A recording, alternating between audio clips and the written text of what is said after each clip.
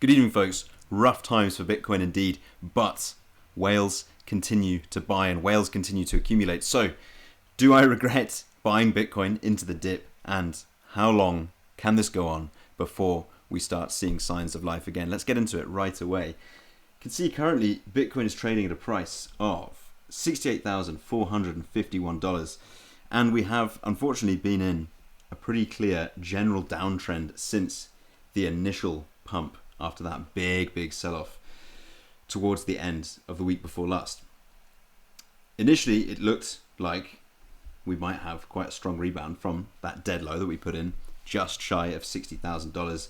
We in fact bounced that day nearly 20%. You will know if you've been watching my stuff, I was buying that day and we did enjoy some rewards. But since then, the markets have been selling off pretty persistently. Now, one could argue potentially from a technical perspective that since this low, right back on the 12th of February, we have entered a sort of local uptrend. But it's quite clear, I think, that since that initial pump, the market has just been weak. The market has been reluctant to remain buoyant and to bounce back strongly from that initial sell-off.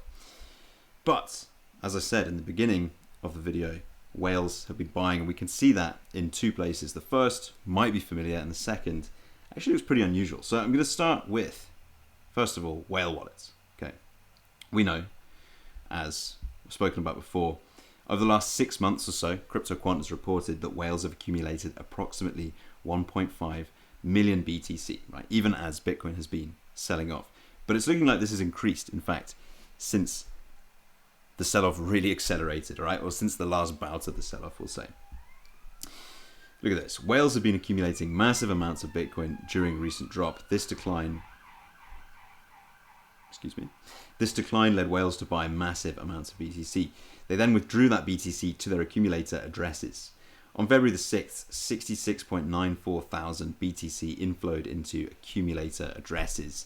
February the 6th was the day that we hit, or actually broke 60k to the downside. 66.94 thousand BTC flowed into accumulator addresses. If you're not familiar, accumulator addresses are the addresses that statistically accumulate Bitcoin and don't sell, right? These are the addresses that hold Bitcoin for extended periods of time. This was the largest inflow amount in this cycle. We also know current prices just shy of 70k. Bitcoin's current price is the same as when whales started accumulating this cycle towards the end of 2024 is what they're talking about specifically. Their full-scale accumulation began in October 2024, and the current price has returned to where they started their accumulation. In fact, the current price may be more attractive to them, as it is the price where they began their accumulation. The goal is clear. Seems speculative to me. They're continuing to accumulate in preparation for a bullish rally. I guess my point is here, okay, clearly big wallets, accumulator wallets. These are the addresses that don't sell BTC. The wallets that win over time are buying into this dip. They have They've been buying this last 6 months, and that buying is, as you can see from the data here by CryptoQuant, points towards the fact that these wallets are accelerating their accumulation as prices continue to come down. We also see this pattern of buying unusually in the ETF flows. So if we take a look at the data here from Farside Investors, you can see that the 6th of February, okay, the massive down day, was in fact a $371 million net inflow into the ETFs. The 9th of February was as well, and so was the 10th, $144 million and $166 million respectively. If we take a look on the charts there, 6th, 9th, and 10th. So the 6th, okay, arguably here was buying into the bounce, so we'll exclude that, but the 9th and the 10th were absolutely down days. It's pretty interesting to see that, because we are quite used to seeing the ETFs flows behaving more similar to retail, i.e. buying green candles and selling red candles. It's quite interesting to see the flip there, okay? Basically that signals to me that this looked like such a good opportunity that they simply couldn't resist. The thing you have to remember with the ETF flows is the ETFs are basically just tools that allow investors to gain exposure to the markets without necessarily buying and holding Bitcoin themselves. for a variety of different reasons. They may not be able or allowed to do that, basically. And we have seen ETFs, as I said, behave similar to retail, buying the greens, selling the reds, getting absolutely smashed in turn. But this is quite an interesting flip on that. Now, of course, we have seen a reversal of that on the 11th and the 12th. In fact, that actually far outweighs the flows for the 9th and the 10th, respectively, right? $276 million worth of outflows on the 11th and $410 million worth of outflows on the 12th. Let's just bring that up on the chart for you to complete the points. Okay, the 11th and the 12th, both also outflow days. But it is interesting still to me that there was this point here where we saw a flip, and that is the 9th and the 10th of February. We did see a flip in what we often see in the ETF flows. And that might point towards a shifting in sentiment, where basically is the market starting to say, or starting to get closer to a point where they say, wow, this is just so oversold, it's time to start buying low. We're definitely seeing that represented in the accumulator addresses.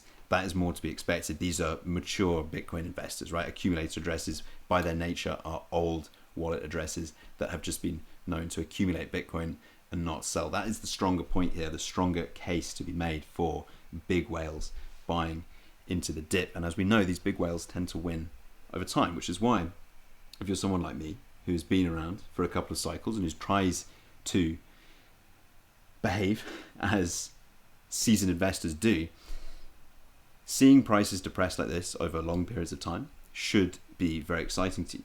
Now, I bought into that dip on both my short-term bags and on my long-term bags as well. Sold out of most of the short-term buys that I put into this. I showed selling out of this trade on my last upload. Still up about $500 on this on a 0.1 BTC position, 20x leverage. This was a pretty high risk, okay? We were trying to catch the falling knife on this, essentially. Just saying, or just expressing the idea that prices were so far extended to the downside, there had to be a relief bounce. And I explained at the time, and I'll say it again, this didn't mean that I thought prices were about to turn around and go to the moon from here, and this was the end, and this was the absolute bottom. Just meant that we were so far extended to the downside, sentiment was so depressed. Okay, we could see that in the fear and greed index. This was down to a 5 levels, which I don't think I've ever seen, or at least looked at on CoinMarketCap in a time that I can remember. And for all those reasons, made sense to buy into that short term, because it just seemed like we were so far extended. We were reaching my downside price targets for that move very, very rapidly. And so this made sense. Also made sense to get out of that when I did about a week ago, because like I said, that was a short term bet, right? I wasn't expecting the market to turn around in the macro sense, right? From that point, just expecting that in the micro, and then de-risking out of that trade as soon as possible. We're still up $500 on this. I'm probably going to hang on to it for a bit. Like I say, in the short term, we are arguably entering a bit of an uptrend here. I don't really like the way this is looking, though. It's looking pretty heavy, at least I don't like the way it's looking in terms of holding on to a trade like this. But we've taken about $3,000 out of this trade already. Happy to let the rest sit, at least for now. We are comfortably away from the entry price for this trade, okay? Average open price $63,415. I'm probably looking at this low here as a point to make a decision on whether to hold that open or not, right? At this point, we've locked in 3K of profits on that. There's no need to overextend the risk on this. But of course, have been accumulating spot as well, and that I will be holding on to for a very long time, and I will continue to accumulate if we continue coming down. And it's interesting taking a look at what the rest of the market is doing leverage-wise. We can still see an imbalance of short leverage in the market versus long leverage. You can see this on the exchange liquidation map. There is about $5.6 billion worth of short side liquidation risk versus about $3.5 billion worth of long side liquidation risk, which is interesting because it appears that the market has not been bought up on leverage. Now, you would expect this anyway, because we have been kind of in as I said, a rough downtrend, we'll call it, right, over the last week or so. But think the most interesting thing to look at in the liquidation risk or in the leverage market is the fact that liquidation risk and leverage is just down across the board. The market's becoming there's much less appetite in the market for getting in on leverage. Double-edged sword, okay, because a lot of short liquidation risk means we do have the opportunity to come through, liquidate that, force those positions to start buying into the market effectively. That's what happens when someone gets liquidated out of a short position. That can often accentuate an up move when that happens.